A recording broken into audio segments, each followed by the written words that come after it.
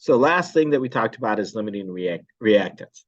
Um, and I think I used the analogy of bread, the bread and cheese sandwich, cheese and cheese sandwiches, bread and cheeses, right? Yeah. Okay, good. Okay, so I just want to make sure that we did that. And I believe that we were getting ready to answer the question, or did we answer this question? I think we did a quick job of answering the question, if I remember correctly.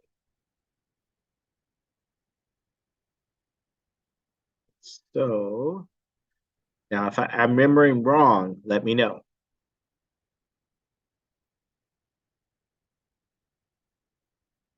It's always at the end of the night. You guys are always tapping out, and so I'm like, what are we talking about?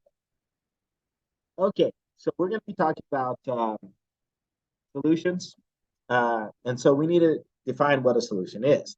So a solution is just going to be a solute and a solvent. So a solution is basically two or more compounds that are going to be put together in general.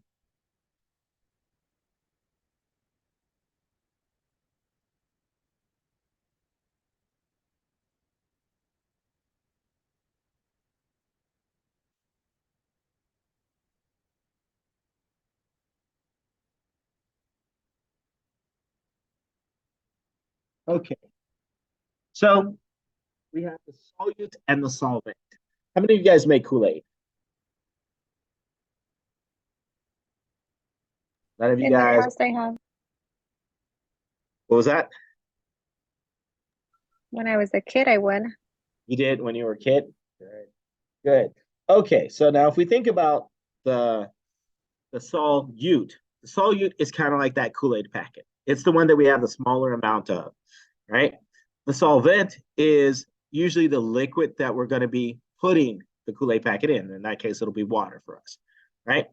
So solvent is the one that is the most abundant. And then you usually put your solvent, your solute, in your solvent. Okay. Both of those together make up our solution. Our solution is going to be, let's see. So it's going to be a combination of the solute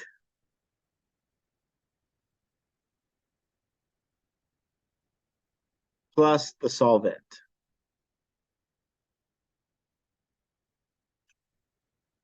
And that's going to be our solution.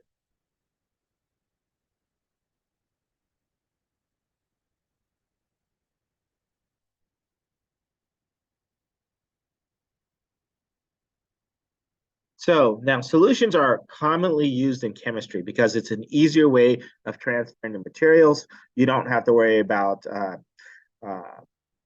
powder getting everywhere. You don't have to worry about, let's say, some of the powder being in your nose for the different chemicals. It helps keeps a lot of those residues from, flying around freely.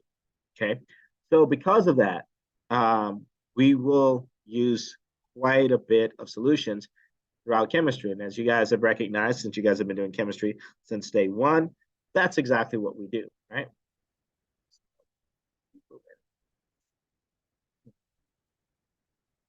Okay, so here's an example of the solute and the solvent. So here, the powder here is going to represent our solute. The water here is going to represent our solvent. Now, when we put it together, it becomes a solution. Now, because we have certain solutes that are able to dissolve in solution, we're able to sit there and get our ions forming in that context. So this is water, and then the water is actually surrounding the copper and the chloride. So we're able to sit there and get our individual coppers, and then we're able to get our chlorides.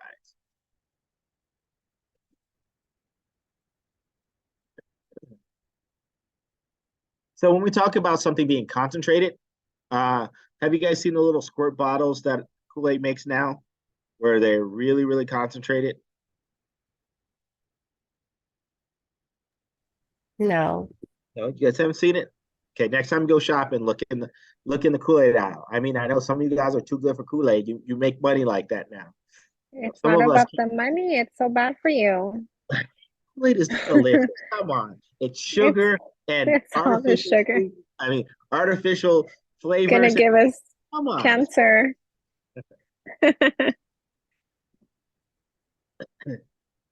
Well, just look for look's sakes, right? So, but when we talk about concentrate, uh, how many of you guys do you guys wash clothes or something like that? Yeah. Okay, do We you use do. bleach? Yeah. No. Yeah. Okay. I Or just a definitely. detergent, right? So those are examples of things that are concentrated, right? Because if we sit there, we think about the detergent, you're not using the whole thing of detergent on one load of laundry, right? You put a little bit Mhm. of detergent in there, and then you put a lot of water in there, and that causes your clothes to be washed, right? Mhm. So that's an example of it also being concentrated. When it's dilute, that's when you're adding that water, right? So in the case of the detergent, when we add water to our washing machine, that's diluting our detergent.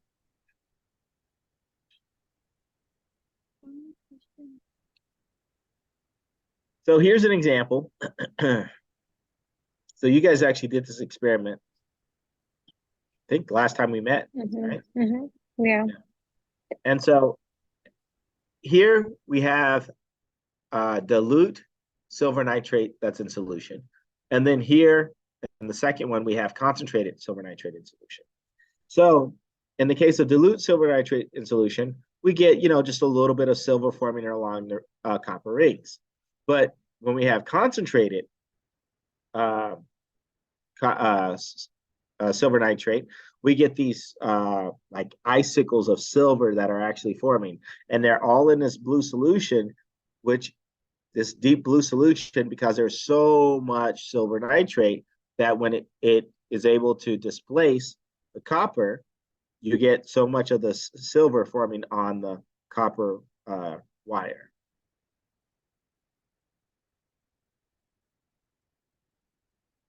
So a lot of times when we talk about our solutions, we talk about it in terms of concentration. Okay. Now, there's a couple of ways of looking at the concentration of something. One of those ways is by looking at the percent concentration by mass. And so, what do we mean by that? So, what we mean by that is we're looking at of the mass of the solute over the mass of the solution. Now, again, the solution represents the solute and the solvent. So we're going to be looking at the mass of the entire solution. Okay. Now, the solute is the one that is going to be that you have the less of, right? And so that's going to be usually your solute. Okay. And then we're going to multiply that by 100. And then that's going to give us a percentage, right? So we know that we will never have 100% mass concentration because it's just the solute, it's not the solute and the solvent at the top. Okay, so let's see. When 125 grams of a solution was evaporated to dryness, 42.3 grams of solute was recovered. What is the percent concentration of the solution by mass? So what are we going to do?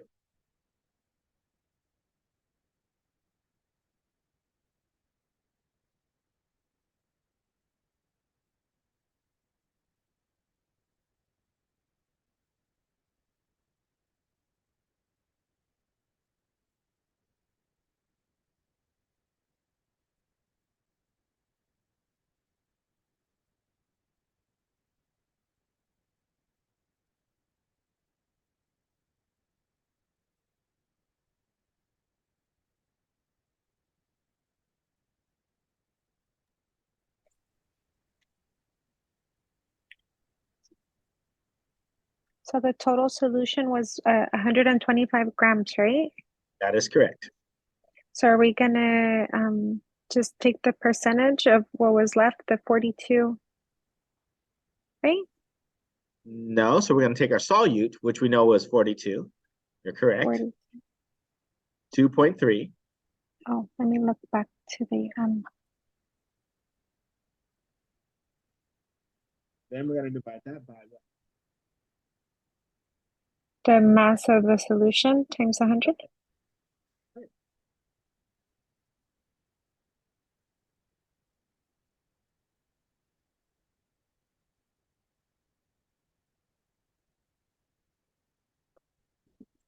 Times 100.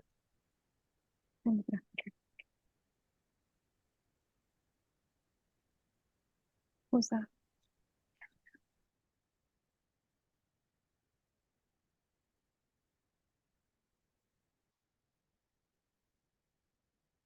Okay, what do you guys end up with?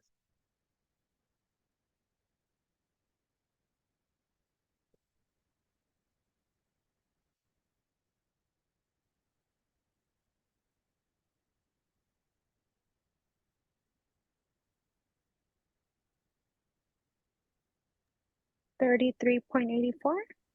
Or you got 33.6? Hold on, maybe I took it wrong. Oh, actually, you're right. 33 point.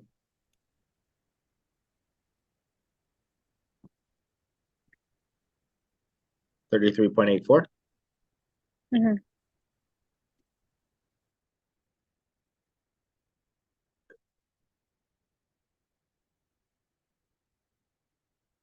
I was guesstimating. Okay, then how many sig figs should I have? 3? I should have 3 sig figs, so my answer should be 33.8%.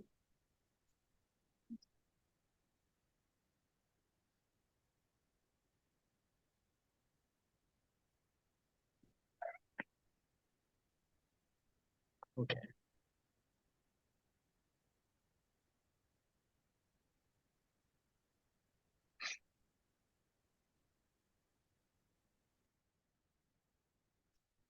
Okay.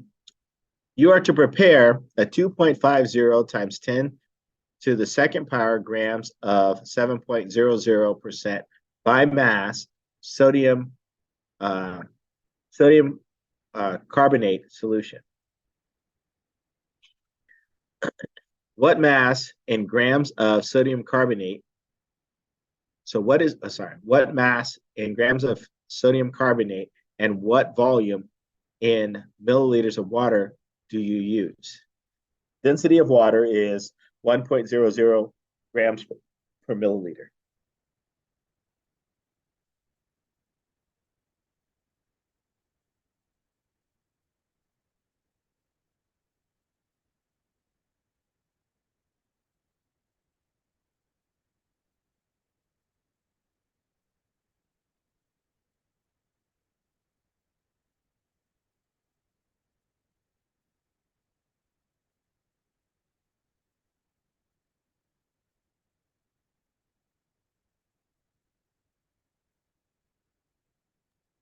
Are we going to figure out the mass of the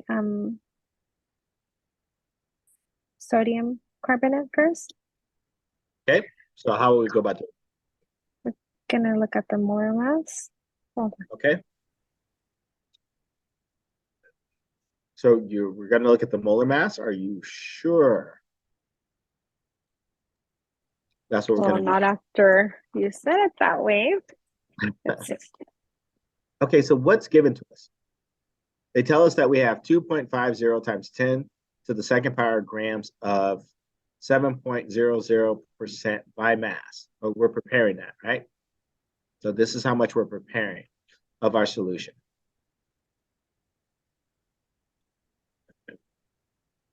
So we know that it's 7%.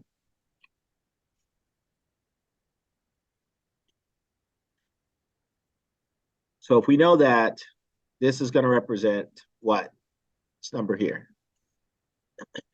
Is that going to be the mass of the solvent, the solute, or the solution?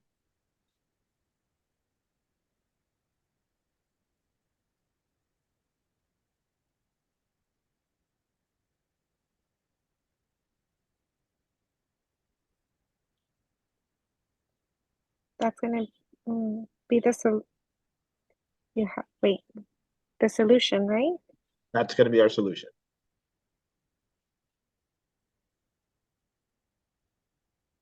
So then The solvent is going to be our sodium carbonate, right? So then we know that 7.00% is going to be equal to 100 times our solute, the mass of our solute,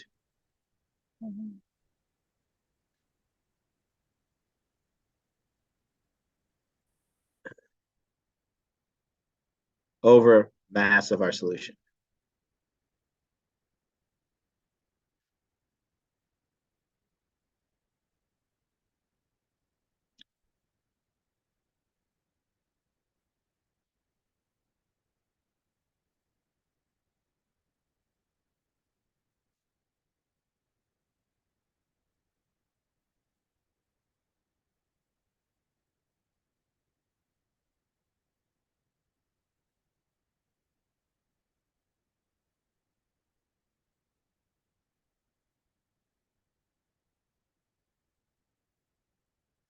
Okay, so then we have the mass of our solution, which is 2.50 times 10 to the second power. So we want the mass of our sodium chloride, our sodium carbonate.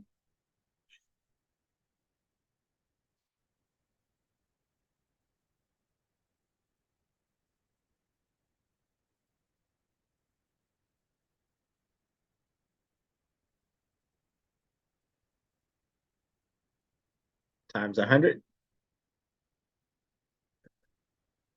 And that's going to equal 7%.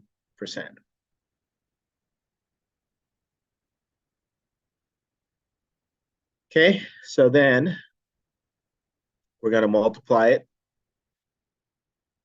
by 250 so that we can solve for this. So multiply both sides by that 2.50 times 10 to the second power. So I'm going to do that the same thing over here, times 2.50 times 10 to the second power. And then I'm going to divide it by 100.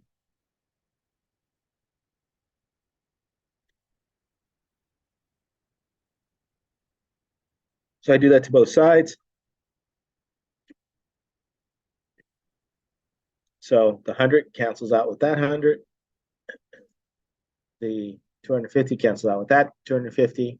So on this side, we just end up with just the mass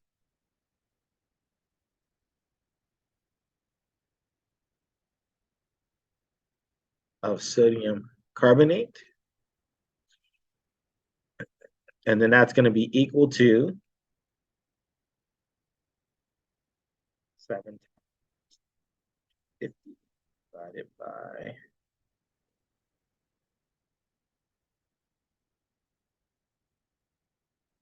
and that's going to be 7.5 grams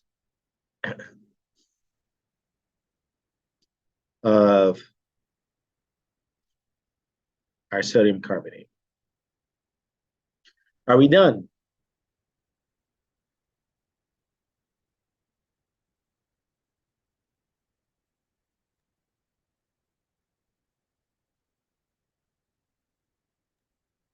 No. No? Okay. So, well, we know that this is the solute. We know our solution altogether represents the solute and the solvent. So they want to know how much water we're going to be using. So can I figure that out?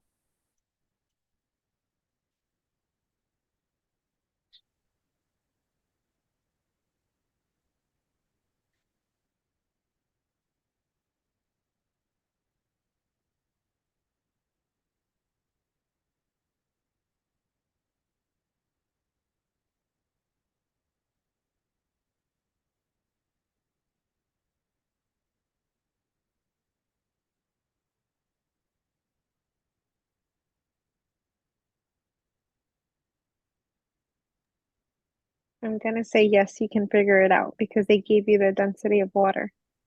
That's right, I can figure it out, right? So we know that solution, check this out.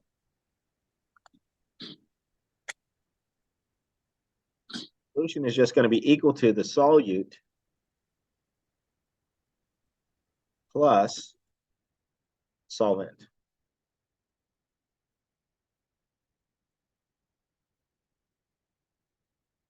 So if we want to figure out our solute, which is going to be our water, then we're just going to take our solute minus our solution.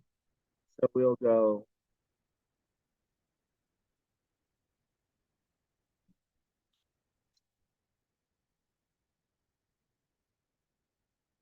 solution minus solute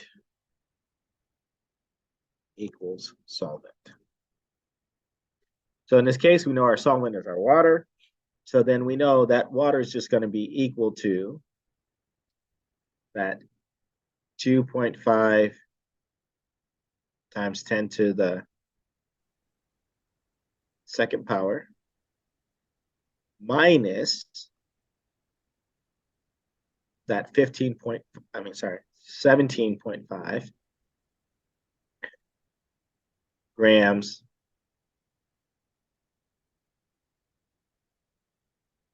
of our sodium carbonate. So our water, mass of water,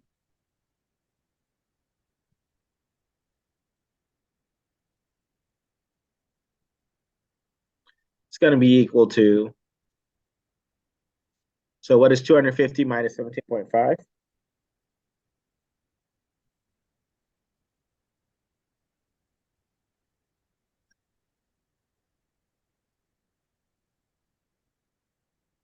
232.5. Okay, 232.5 grams. Okay, but they're asking us for the volume. So what are we going to use now? Since we have the mass.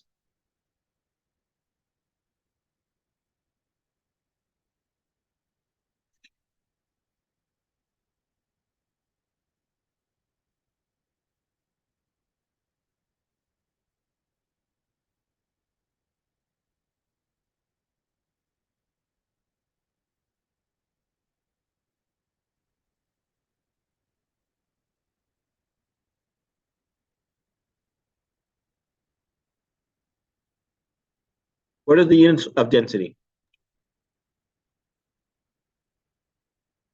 Grams per ml. Grams per ml, which is just mass over volume. So can I use that to calculate my volume since I have the Yeah. mass? Okay. Mm-hmm. Okay, so then I'm going to use my 232.5 grams of H2O.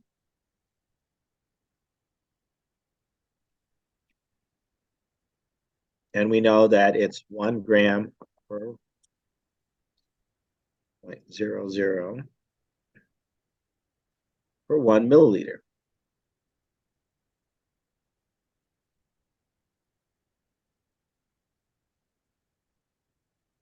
So then our volume is going to be 232.5 milliliters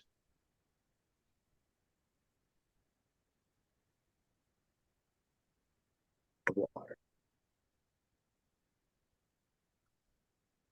Okay, questions?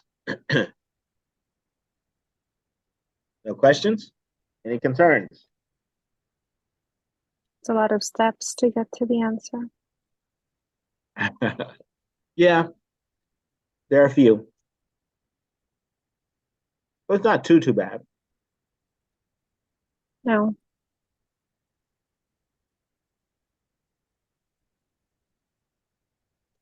Don't worry about it. We'll see if we can make it a little more challenging. You know.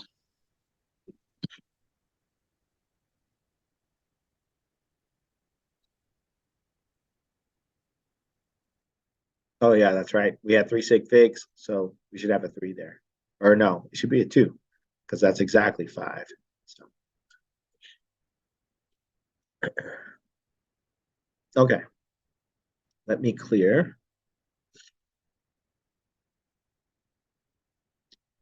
Okay, another way of determining concentration is molarity.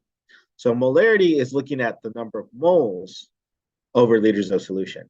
So now this is great when we're doing chemical reactions because when we think about a chemical reaction, our chemical reactions are based upon quantity, right? So when we balance our chemical equation, we're basing about how many molecules are there that are going to be used for reaction, right? So like, let's say we're talking about water, formation of water. So we have H2O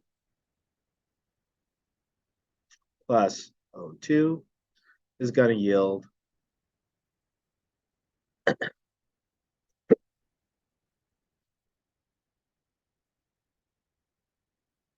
2H2O.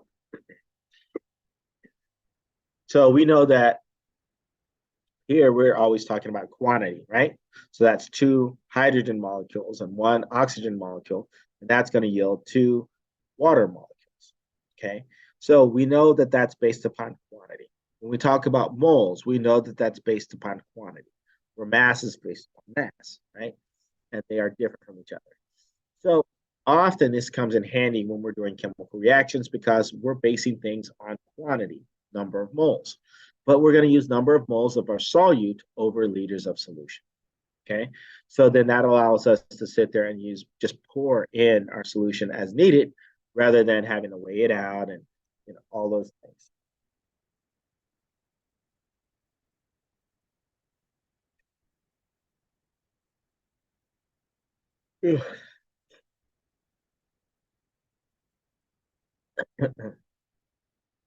Calculate the molarity of a solution made by dissolving 15 grams of sodium hydroxide in water and diluting it to 1.00 times 10 to the second. Okay, what am I going to do?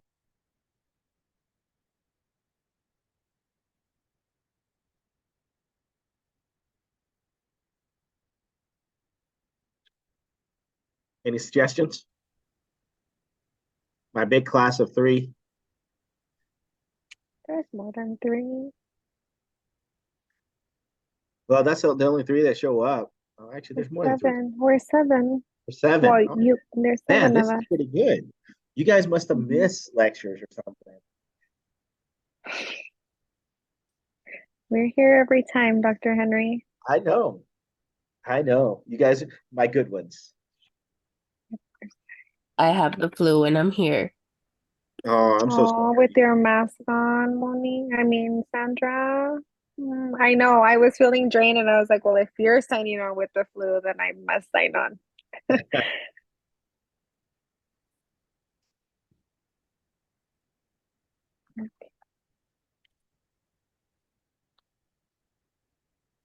So we're gonna use moles of solute over the liter solution. That's right. So we're going to determine the molarity. So we have moles of solute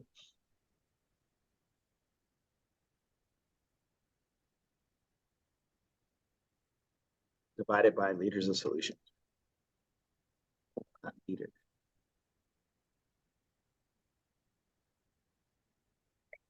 I can spell.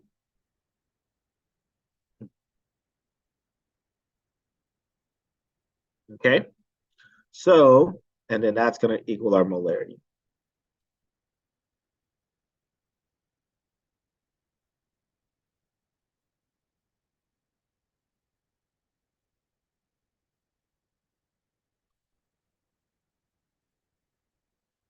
Okay.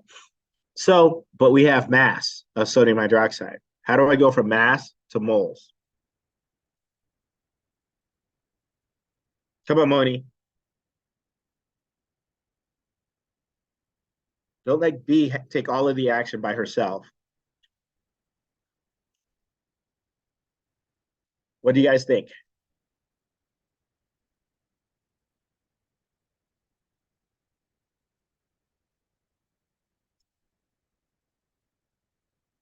You're on mute, Moni. Are you talking to us?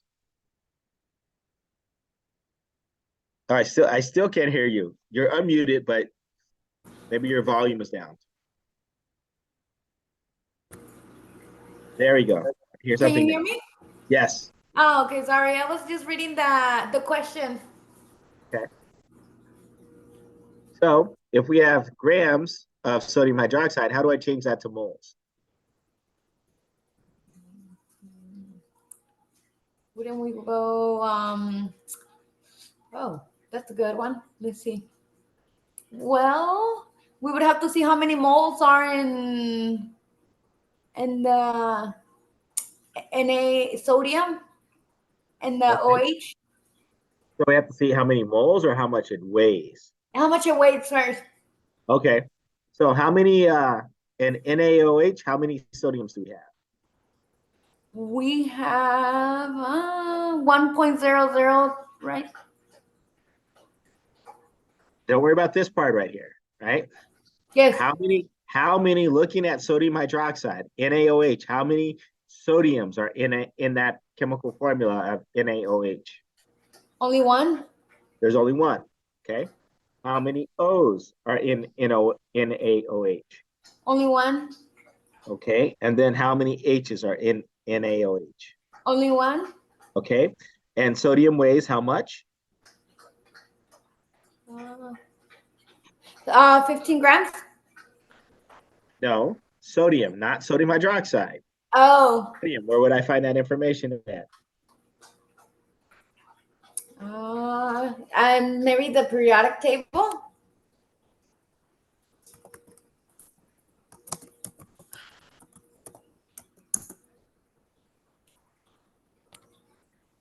$22.990.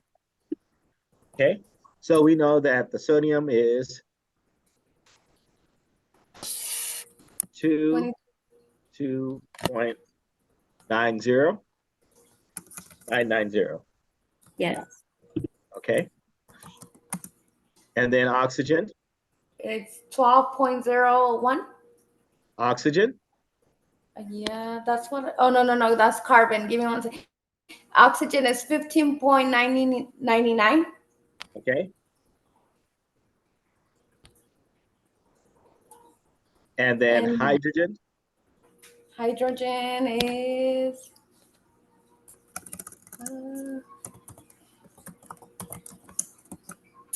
Hydrogen is. Would it be 1.00? 1.008, right? Yes. Yes. Okay.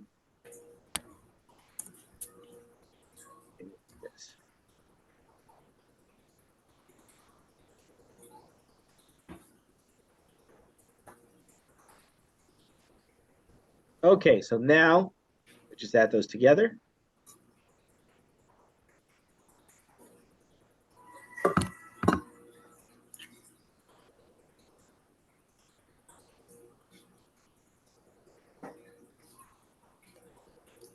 Okay.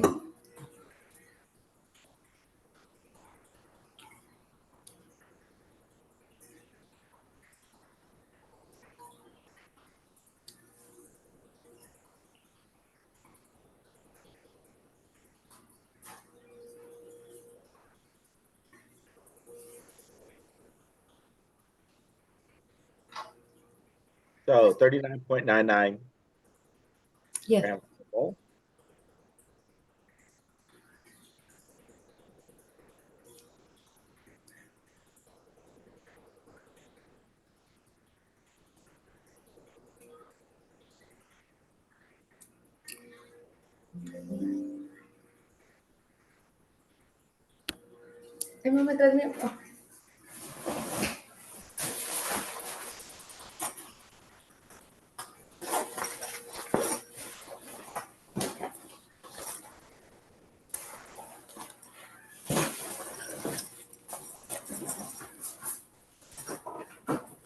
Okay.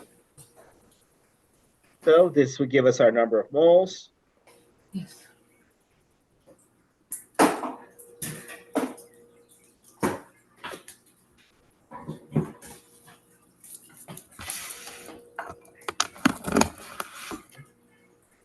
Got 2 sig figs. So then that's going to be equal to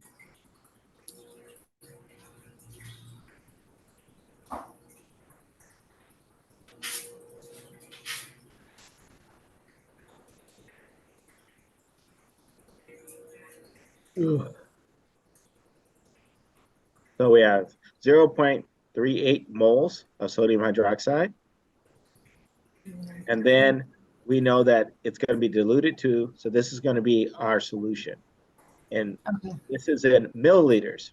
It should be in what? What do we want it in? Liters?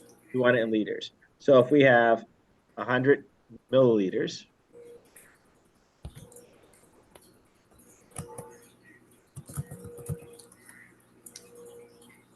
and we want to change it to liters, how would I do that? 2 liters. So 1 millimeter equals 0.001 liter. Milliliter equals 0.001 liter. Or we could just said 1 liter is equal to 1,000 milliliters. Yes. And then the milliliters would cancel out. Right? And we'd end up with 0.100 liters. Okay, so then if I want the molarity, we said the molarity is going to be moles of a solute divided by liters of solution, which means that we'll just divide them by each other.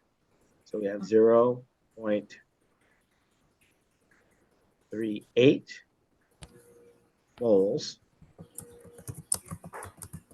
divided by 0.100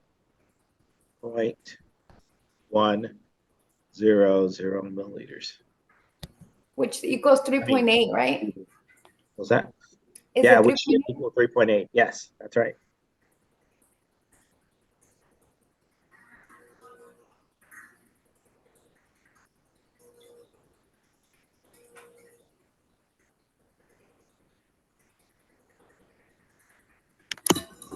So that capital M means molarity. Sometimes they'll put a line underneath it.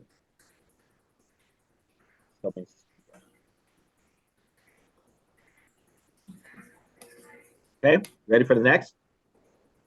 Yeah, I will give somebody else the opportunity. Okay, thank you. Thank you for sharing. Thank you.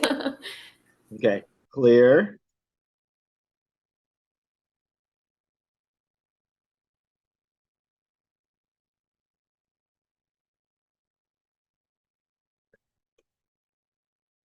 Okay. Molality. Molality is moles of solute over kilograms of solution. Now, often molality is used for if we're trying to determine the effects of like a salt on the boiling point or a freezing point of a solution. Okay. And so it's often used for that. It's not used a lot in like just general laboratories in terms of storing solutions, but mainly when you're trying to determine the effects of, let's say, salts on a solution or another solution on another solution, in terms of freezing and boiling points or melting points. Okay. So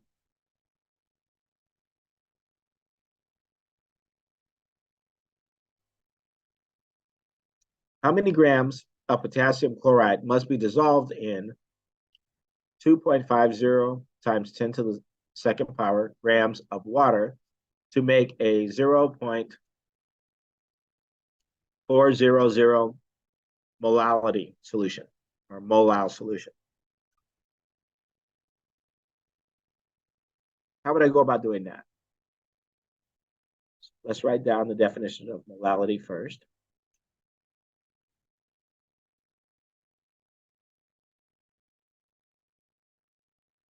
Now, we don't want to mistake it for molarity. Molality is going to be moles of solute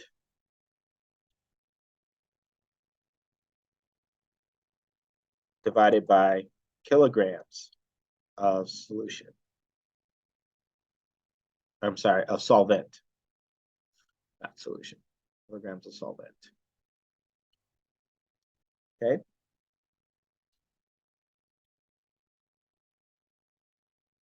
So, how are we going to use this?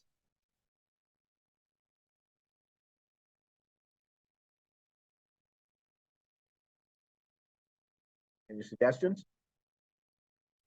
So what's given to us? What is this? What is this value?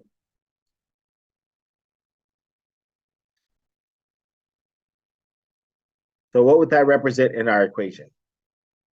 Or almost represent in our equation?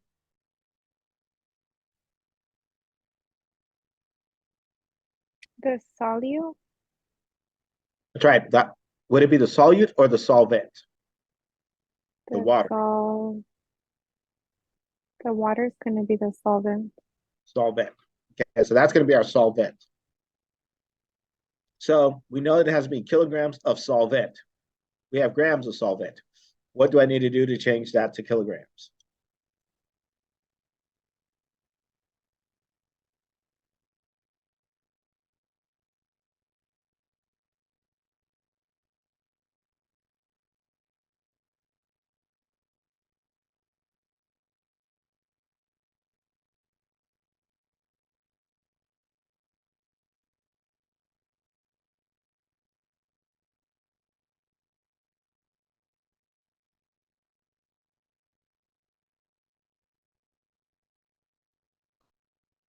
Okay, any suggestions? So we want to get to kilograms. 1 gram is 1,000 kilograms? You mean 1 kilogram is 1,000 grams? Oh, I'm the other way around. Sorry. That's what I meant.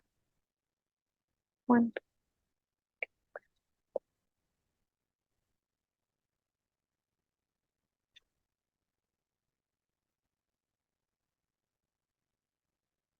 Okay, so then that's going to be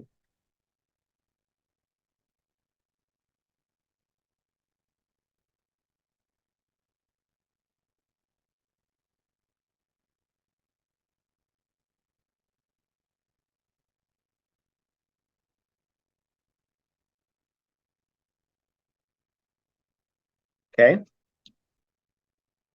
So then if we use this here represents our molality. So we're going to plug that in for that value. So we have 0.040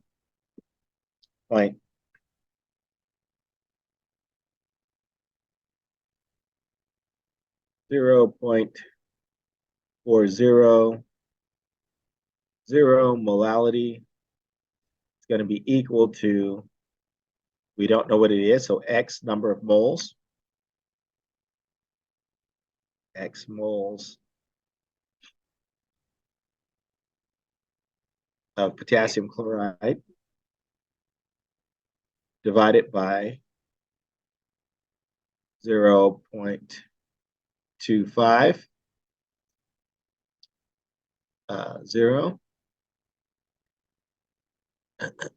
kilograms of water. Okay, so then we get X is going to be equal to what?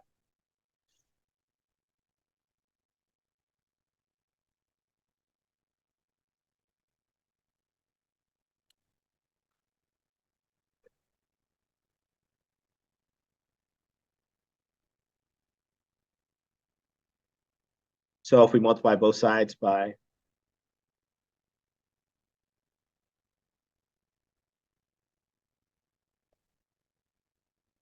0.250, 0.01. that's right.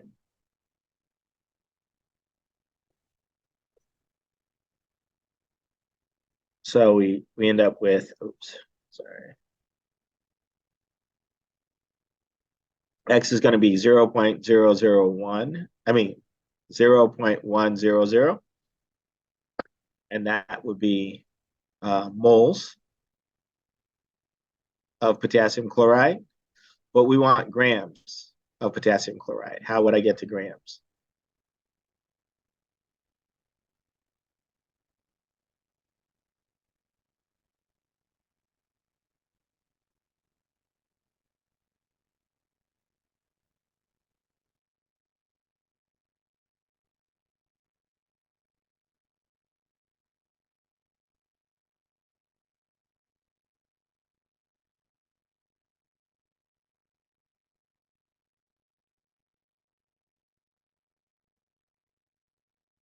Any suggestions?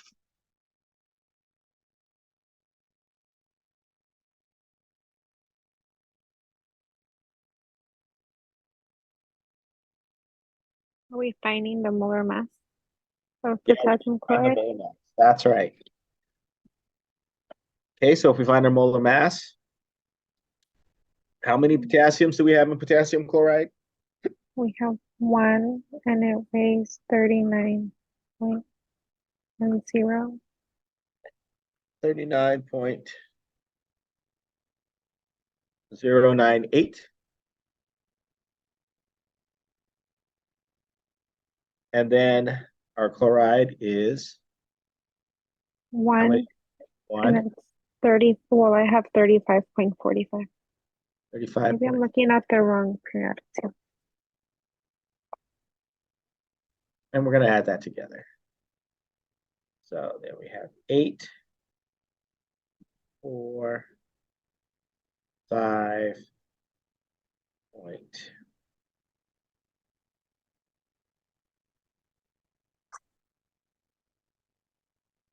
So that would be 4, 7. That's grams per mole. Okay, so then we'll take that 0.100 moles of our potassium chloride, and then we're going to multiply it by the molar mass, like you told me. So for every 1 mole bottom,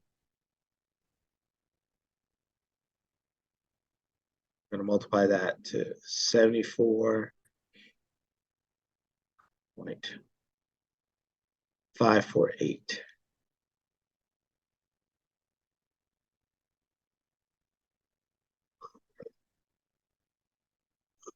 Okay, so our moles are going to cancel out, and we end up with 7.45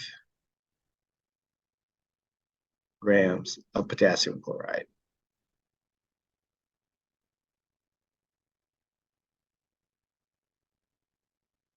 Okay. Is that what you guys got? Yes, no, maybe? That's right. Okay.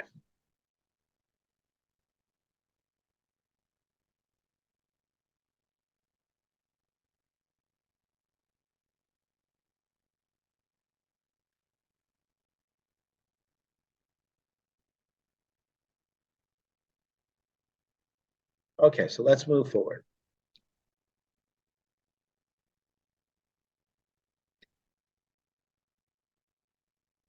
Let me clear.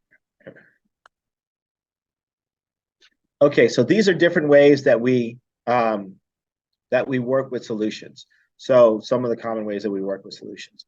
The ones that you guys are going to have to be concerned about primarily is going to be percent, our percent mass, or percent concentration by mass.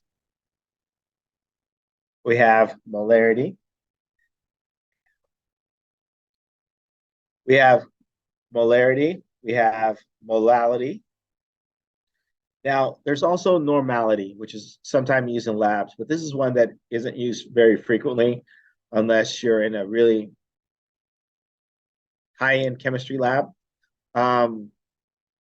And so normality is basically based upon like equivalence, okay, when we're talking about acid and bases. And so we're not going to talk about that one right now, okay?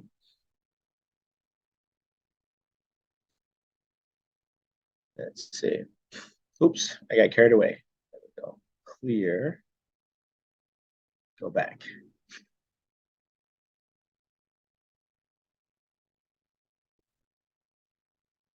Okay, so when we're diluting from a concentrated solution, this is what we typically use.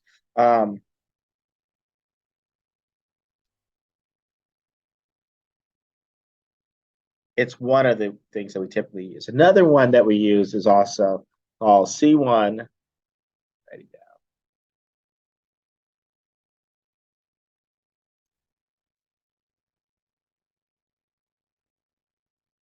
C1 B1 equals C2 B2, where C represents the concentration. C1 would represent the one that is our stock solution or our higher concentrated one.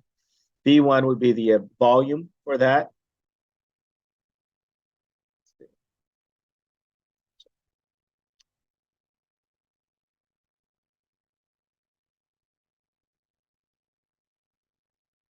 Say stock solution.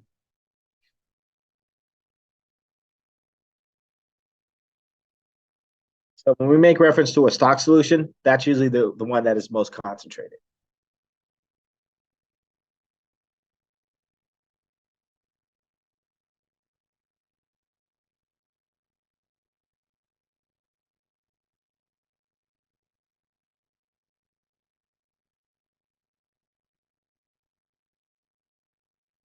Okay. C2 is going to be our dilution or our diluted concentration.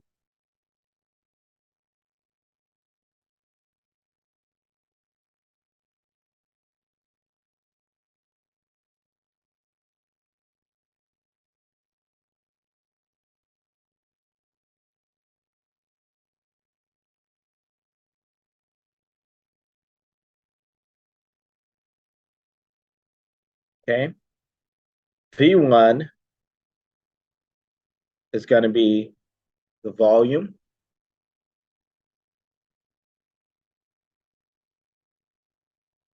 of our stock solution.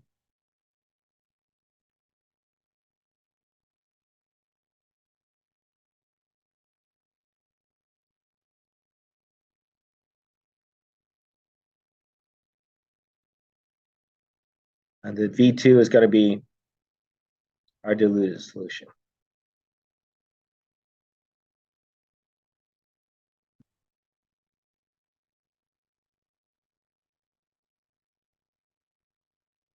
Oops. Volume of our diluted solution.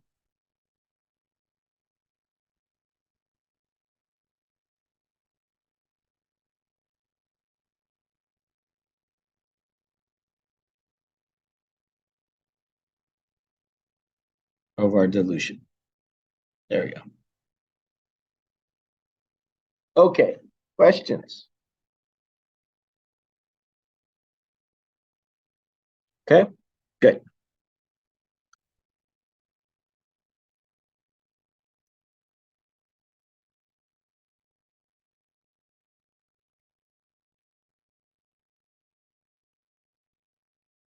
Okay, so here's an example of a dilution.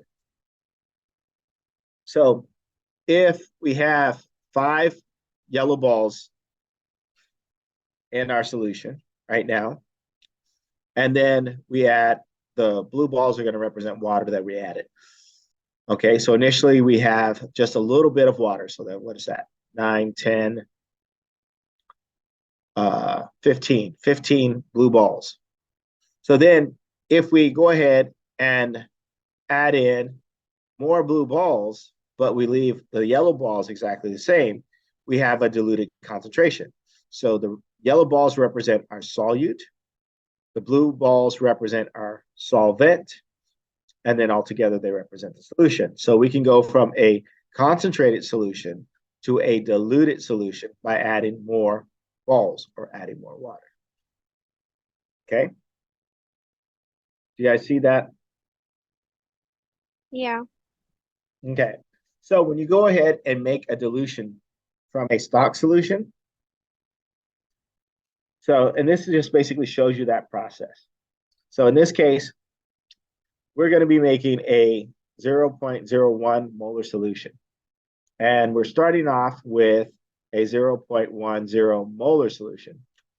So we're going to go ahead and get a volumetric flask that has our solution in it, right? That is at that concentration.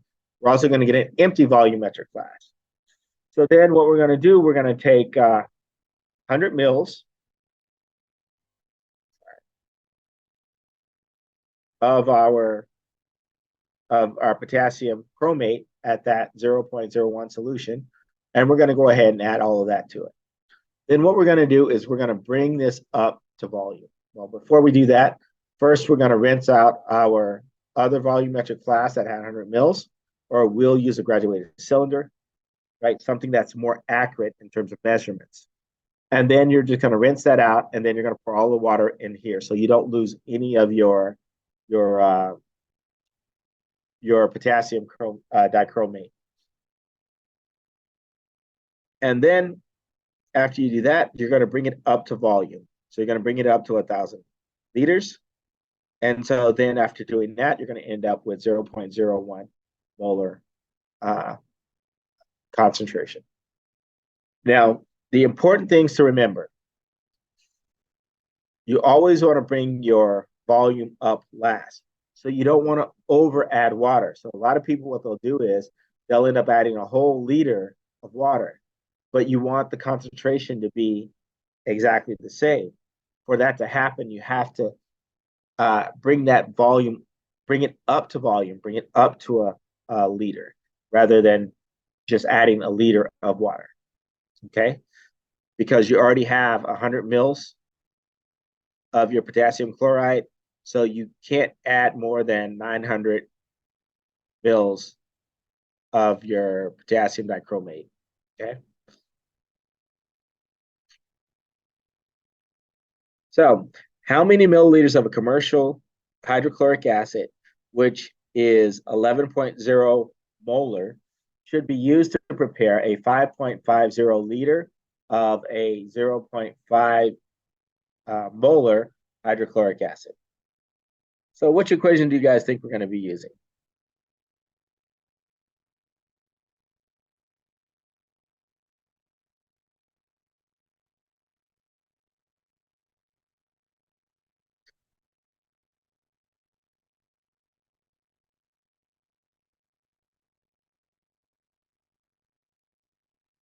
Hey, we are down to 8 slides. If we can get through these 8 slides, I will let you guys go early with participation and zest. Are we using the molarity? Okay, we're going to be using or sort of, yeah. So we're going to use the molarity in combination of what?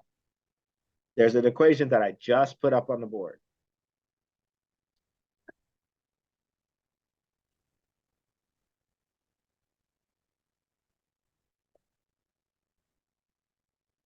Did anybody get that? dilution of concentrated solutions, is that the one? The VC Yep. times MC equals Yep. VD times MD?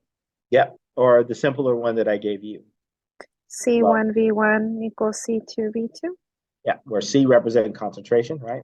C1 V1 equals C2 V2. V2.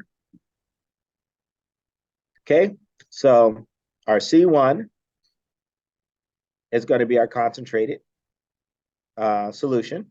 So in this case, C1 is going to be equal to 11.6 moles. Or sorry, not moles, molarity. That's capital M. Our V1 is what we're trying to figure out. So we're going to put a question mark there.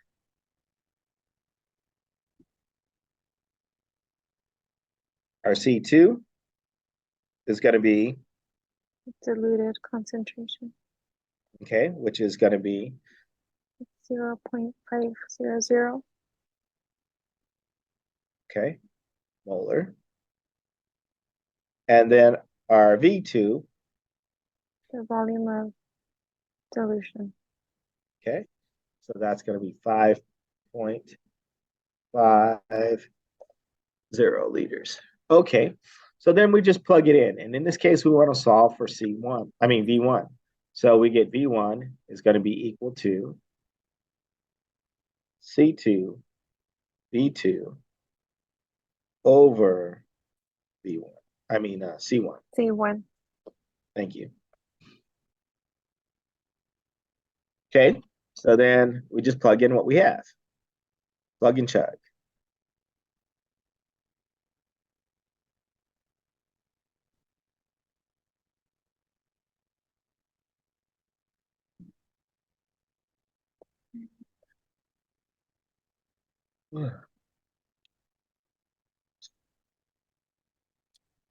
So then plug in what we have for our volume.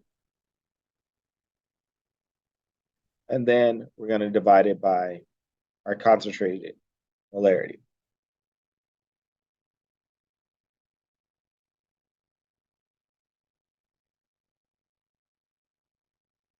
What do you guys end up with?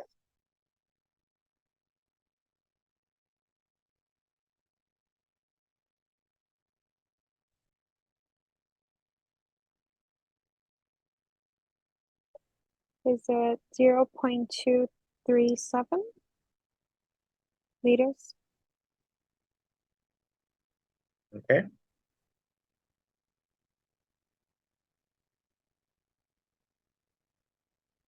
Zero point 24? 237. That's right. I have 237. Okay. And then, oops, sorry, That would be liters? Yep.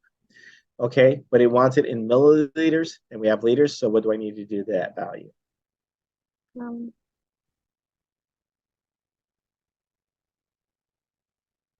I want to change it to milliliters.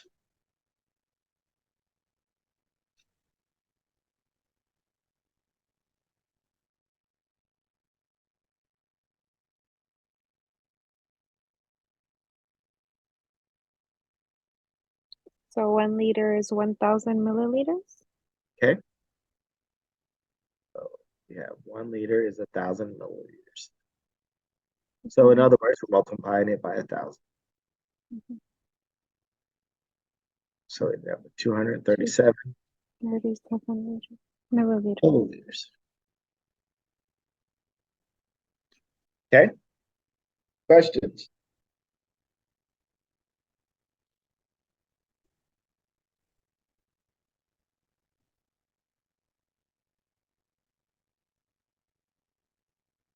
Any questions?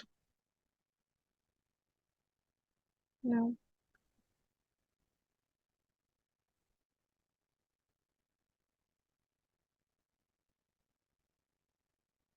No questions?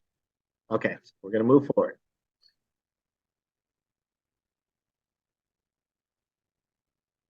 Maybe.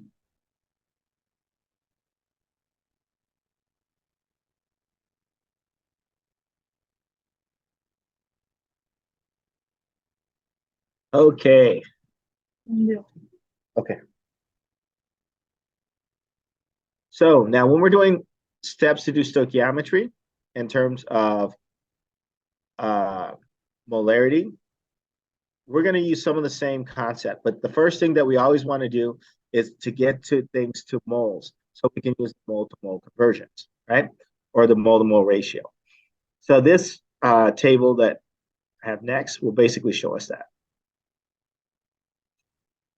So in every case, now this is all the different ways that we can get to where we want to go. In every case, if we have energy, we're going to be using the enthalpy of the reaction, and then we're going to use that to get to moles, right? If we have mass in grams, we're going to use the molar mass to get to moles. If we have, which we have not talked about yet, if we have gases, we're going to use the gas volume or the molar volume to get the number of moles. And then if we have volume, we're going to use molarity to get to number of moles. Okay. So in every case that we're going to have to try to get to the number of moles to be able to use our chemical equations to figure out our products that we're able to make or the other, how much of the other reactants we're going to need. Okay. And then if we have quantity, such as number of particles, we're going to use Avogadro's number to get to number of moles. Okay. So the last 5 slides, it says calculate the volume in milliliters of a 0.842 molar sodium hydroxide required to precipitate as copper 2 hydroxide all of the copper ions in a 30.0 milliliters of a 0.635 molar copper to sulfate. So they want the volume in milliliters. Okay.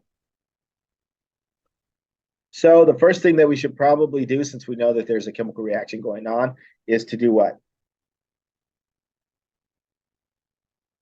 Write the chemical equation.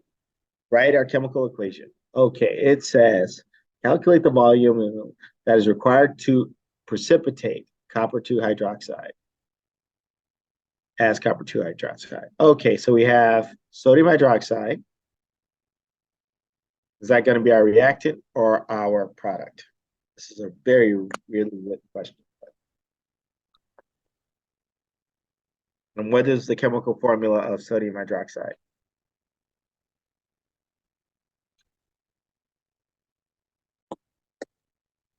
NaOH.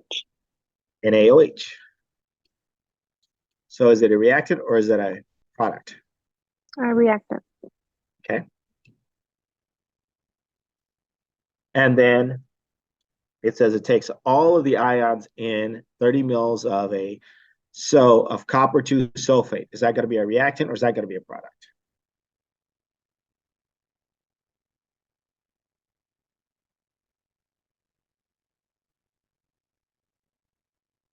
What's your product? Are you sure? Because does it make sense? Then that means that the All of copper. the copper. Oh, so then it's your reactant. Okay.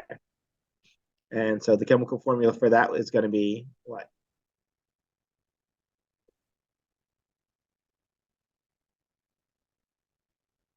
What is the charge on copper 2 sulfate? What would be the charge on the copper?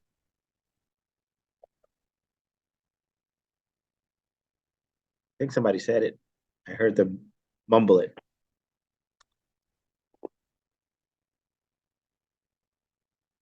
Somebody say 2, or am I hearing things? So we know that the copper 2, the 2 represents the charge on it. So that means it's 2 plus. What is the charge on sulfate?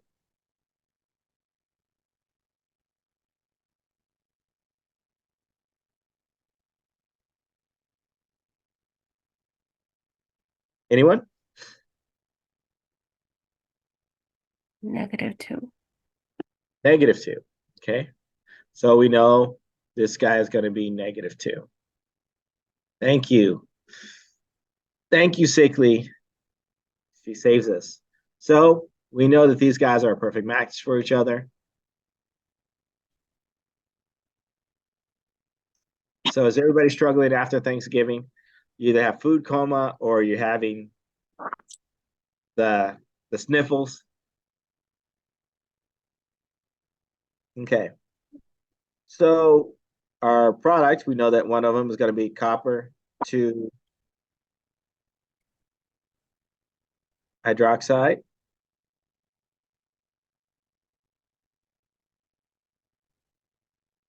And it's a precipitant, so it's going to be a solid. And then what's going to be the other product?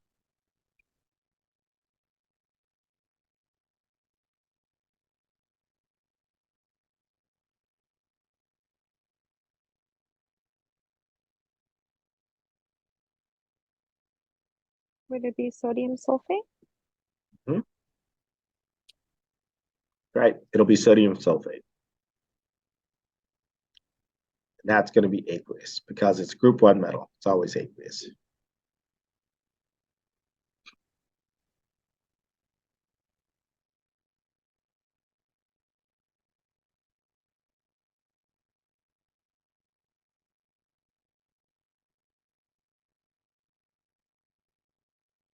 Okay, so now we have that equation. Is it balanced?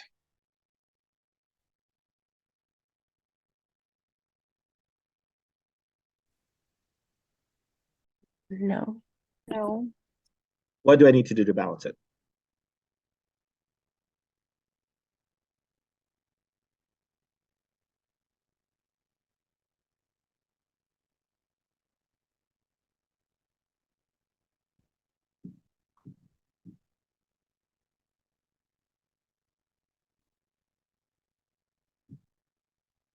Any suggestions? Put a 2 in front of the sodium hydroxide. Okay. Okay. Now it's balanced. Okay. So now that we have it balanced, so this tells us how much we're going to be using, right, of our copper 2 sulfate. So we're going to kind of use that as starting out, but we need to get it to number of moles. Right now we have it in milliliters of this concentration. So we know that if we multiply this by liters, it's going to give us our number of moles. So the first thing I want to do is change this to liters. So I have 0. Oops, sorry, got carried away. 30.0 milliliters of copper 2 sulfate.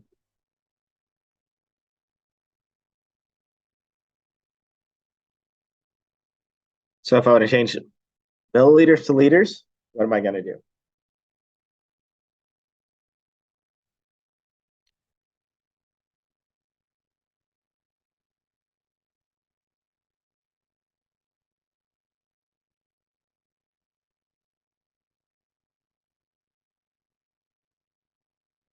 On that home stretch, guys. Come on, we got 5 more slides. Is it 1 ml Okay. and 0.001 liter?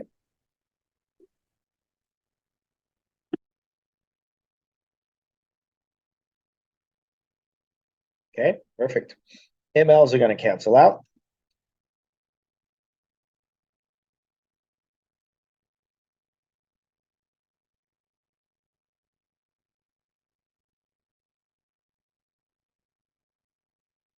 So now we have liters. So now we can use this concentration.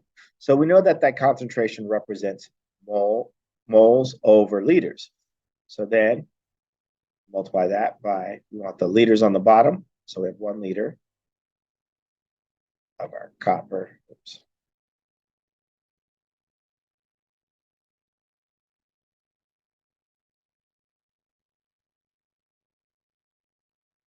And then we have 0.635 moles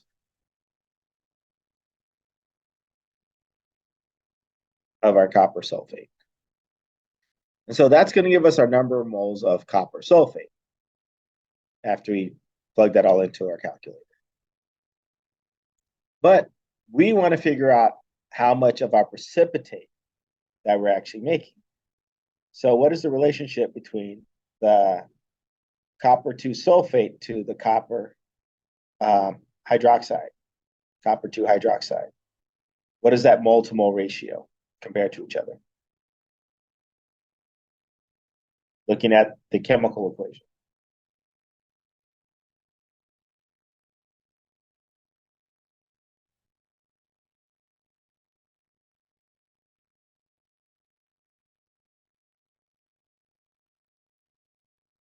Any suggestions?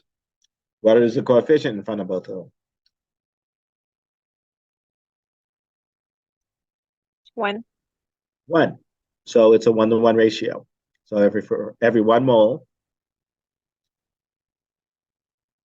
of copper sulfate, we have 1 mole of copper hydroxide produced.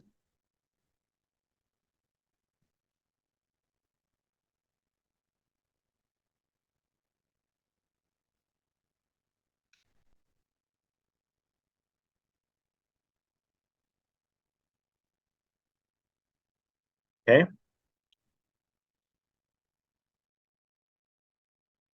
And so that would give me my number of moles. But we want milliliters, right?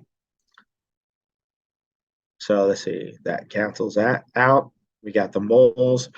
So in this case, we know that this here represents, that M represents moles over liters.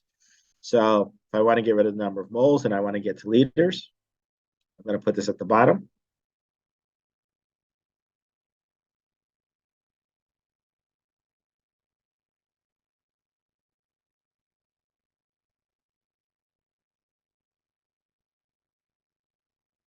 put it over 1 liter.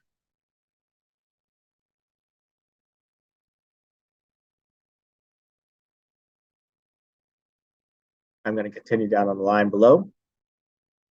So we want milliliters and we'll have liters. But then to change my milliliters to liters, I'm going to use the same one over here. So I have for every 1 milliliter on top, and then I'm going to have 0.001 liter on the bottom. Okay, so this value can actually cancel out with this value. Of course, 1 is going to cancel out with 1 here. And so we're going to end up with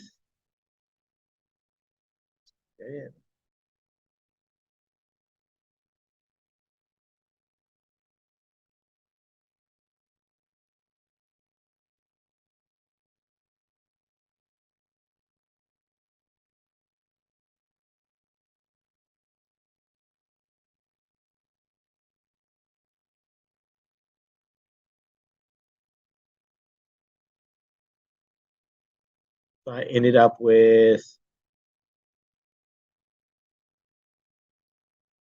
22.6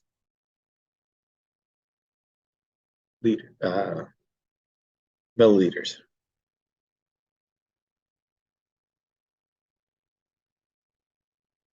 Okay. Questions? Concerns? And if you want to, you can break it up like each step if you need to do that. I like to do the mental analysis. So I like breaking it down so then I can make sure that everything crosses off. It makes me feel better about me at the end of the day.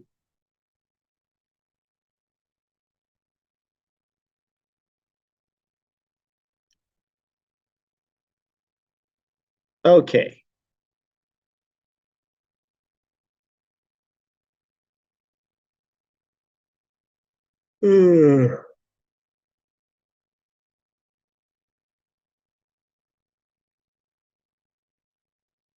Okay, so the next thing we're going to be talking about is titration using molarity.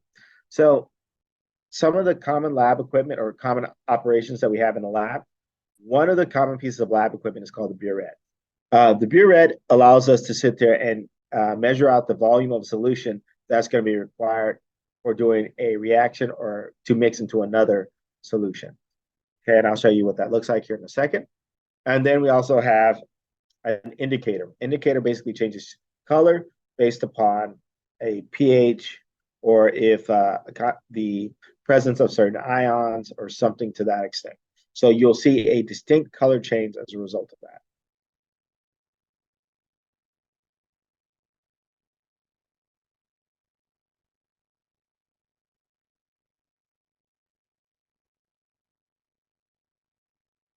Okay, so if we take a look at this solution, right, at the top we have, I believe this is sodium down here, sodium chloride, and we'll have potassium chromate. And then as we add the potassium chromate to the other solution, we get a purple color. Oh, sorry. By the way, this is called a burette, and this here is called the cock stop. So the cock stop controls the flow of the liquid. So you can have it drift-wise, so you can be accurate about how much you need to add before you can get a color change without overshooting.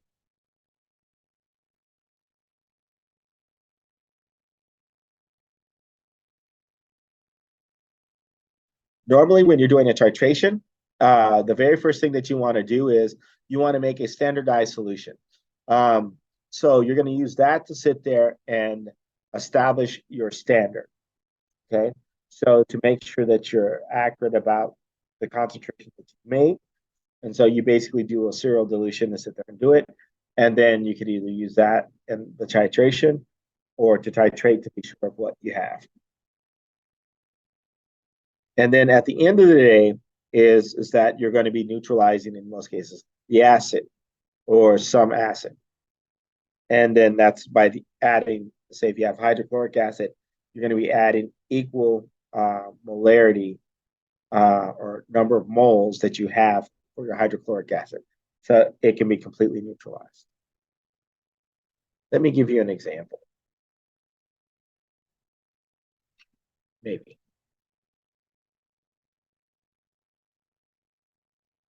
Okay. It says 25.0 milliliter of samples of an electroplating solution is analyzed for its sulfuric acid concentration. It takes 46.0 milliliters of 0.061 sodium hydroxide to neutralize the sample. Find the molarity of the acid.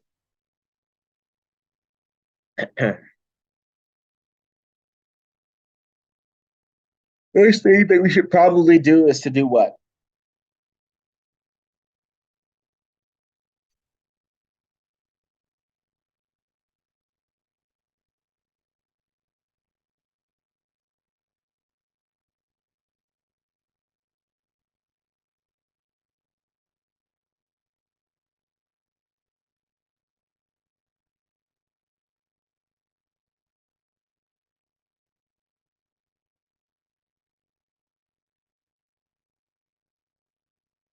Got 2 slides.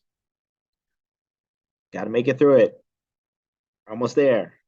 Ooh, somebody had a comment. So excited. Chemical equation. Yes. Good job, Gloria. Okay, so let's do the chemical equation.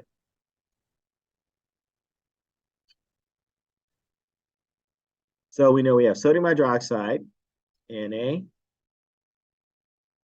NaOH, and we have sulfuric acid, even though that's the funny way of spelling it. Very British. Okay, so what is the chemical formula for sulfuric acid?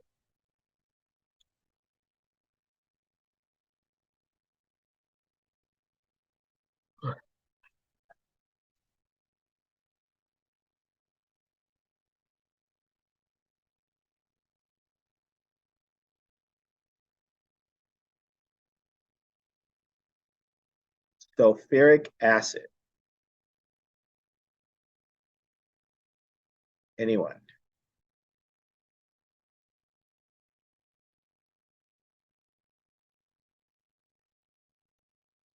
Is it H2SO4? That is correct.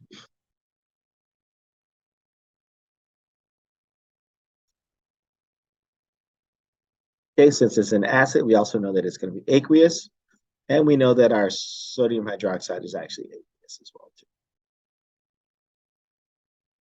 Okay, our product is going to be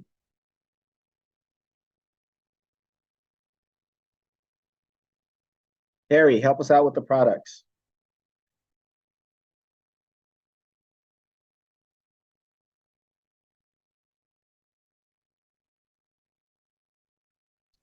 Would it be NaSO4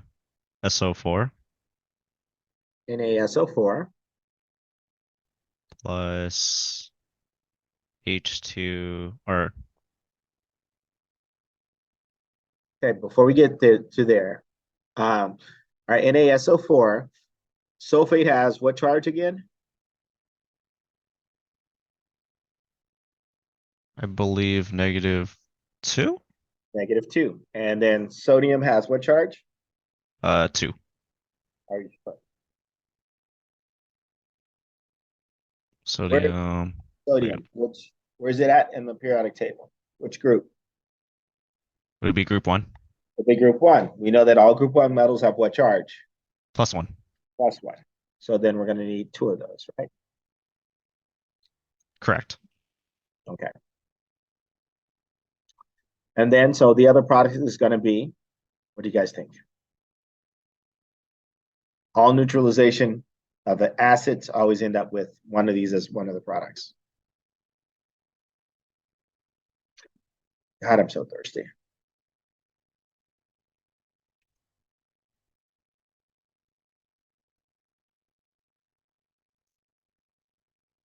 Is it H2OH?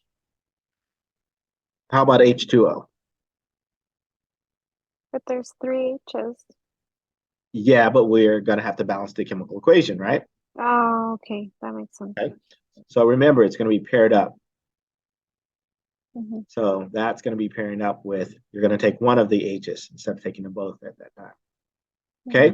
So is it balanced? No. No. What do I need to do to balance it?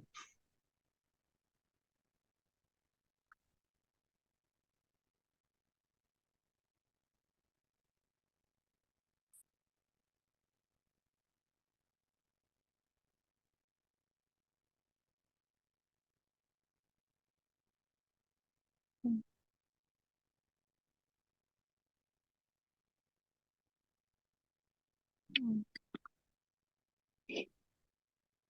How many sodiums do we have on my reactant side? 1, I have one. Okay.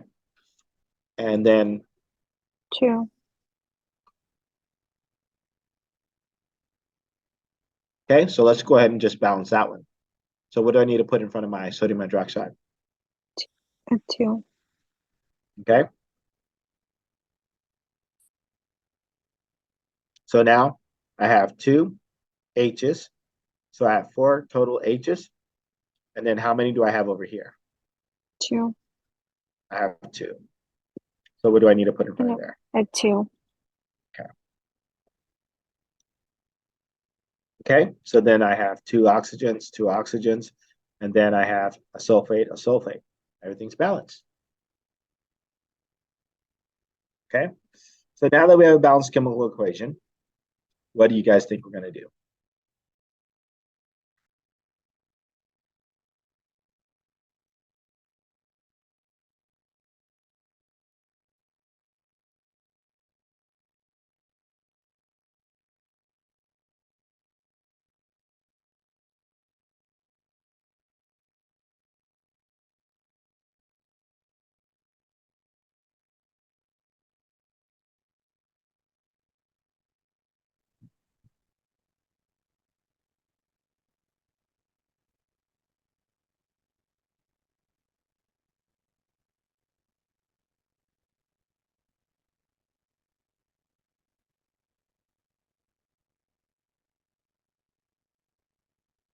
Are you guys there? Yeah. We're going to find the molarity of the acid Okay. by using one of those equations you showed us. Okay. I like that. So let's probably start off with the number of milliliters that we're actually starting off with of our sodium hydroxide, because then that's going to give us a number, right? So if we have 46.8 milliliters, and we know that molarity, the definition of molarity again is that capital M is going to be equal to moles over liters.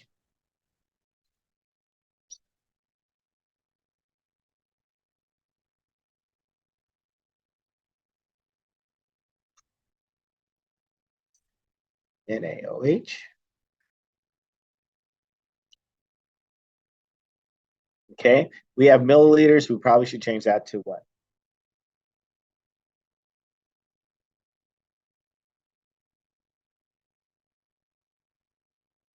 Since this is moles over liters, what should I probably change to liters? Okay, so let's change this to liters. So we know that for every 1 milliliter, you guys have told me 0.001 liters NaOH. But we want to be talking about what? So this is going to allow us to get our number of moles after we multiply this by the molarity.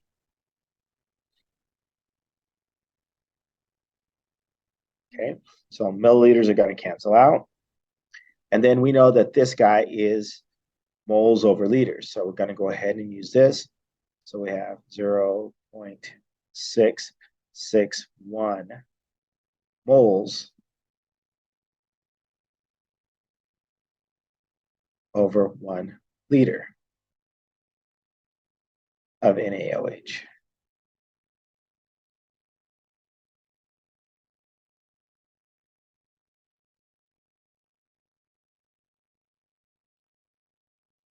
Okay, so then liters are going to cancel out. And so we're left with moles.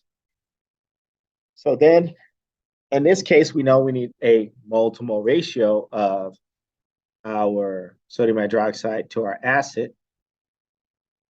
So for every 2 moles of sodium hydroxide,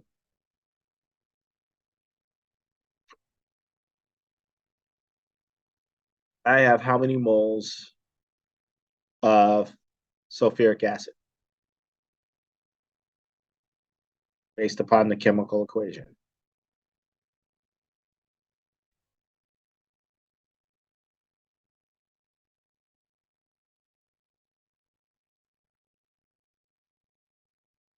So for every 2 moles, how many moles of sulfuric acid do I have?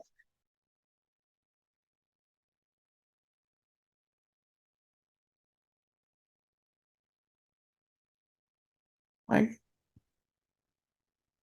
You said 1? Yeah. Okay, 1 it is. Okay. So then that gives us our moles of sulfuric acid. So let's go ahead and just stop right there, because then that gives us moles, and we can kind of figure out our molarity. Okay, so let's go ahead and do that math.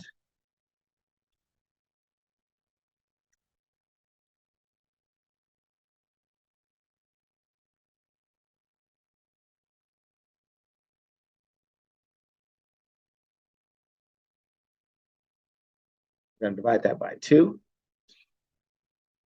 So I end up with, you may want to check my math. It's been a long day. I listened to student presentations today.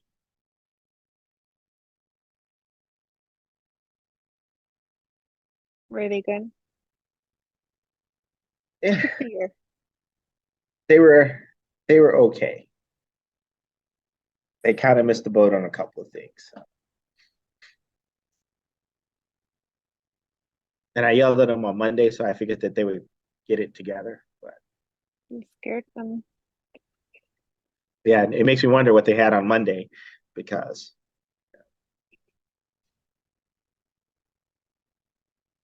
okay, so then that would be moles of sulfuric acid.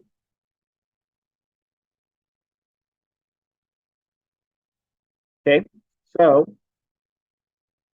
I know that the molarity is moles over liters, and then we know that we have 25 milliliters of our sulfuric acid. So then how can I change my 25 milliliters to liters?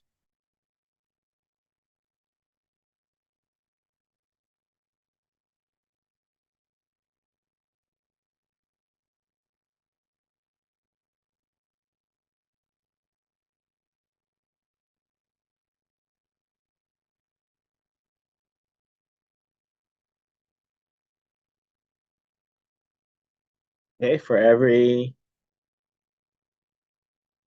1 milliliter, we have 0.001 liter.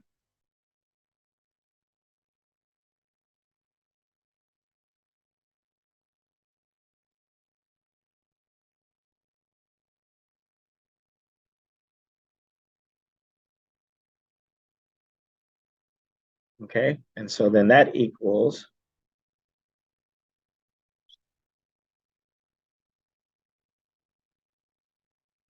0.025 liters of H2SO4.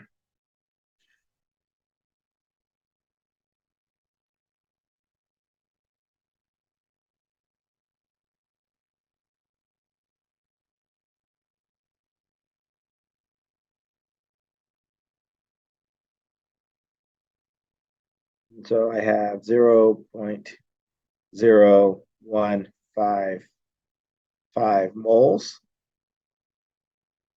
And then I'm going to divide it by 0.025 liters.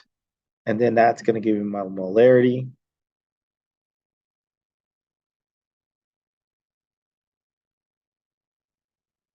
And I end up with 0.62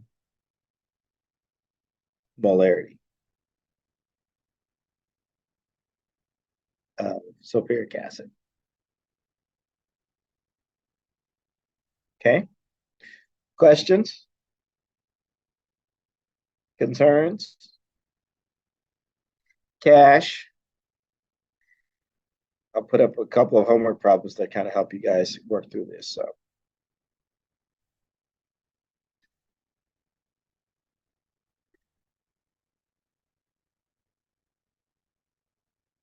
Okay. Are there any other questions? No. Okay, so I'm gonna let you guys go because you sound horrible. And we got through the bulk of what I wanted to get through today. And we'll pick up the last part, our last and final lecture next week. Okay, thank you. We'll see you Saturday. Yep, I'll see you guys Saturday. Okay, Okay. Good night, everybody. Feel better, Sandra. thank you. Bye. Night, guys. Take care, Doc. All right, take care.